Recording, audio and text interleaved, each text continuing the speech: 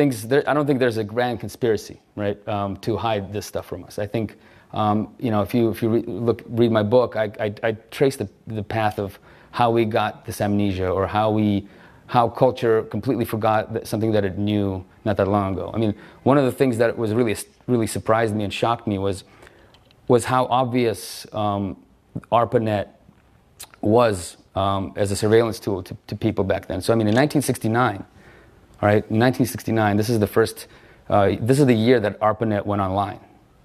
This is the year of the first node between UCLA and Stanford, and already people were protesting the ARPANET, and already were talking about it as a technology of surveillance and social control that, if allowed to grow and to expand unchecked, would become this surveillance tool and be used to not just monitor us, but also to control us. And so the forgetting part, I think, goes in line with the commercialization of the technology. So when the ARPANET and when the internet became lucrative and you could make a lot of money based on it, there was a lot of marketing kicked into this space and really transformed the way that we think about technology.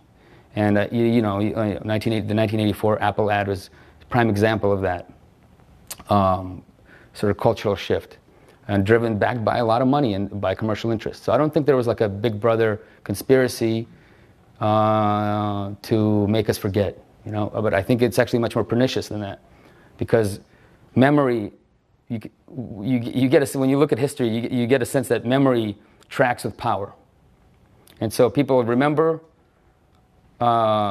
things that power wants you to remember, and you forget things that go against power, because those things just don't get funded.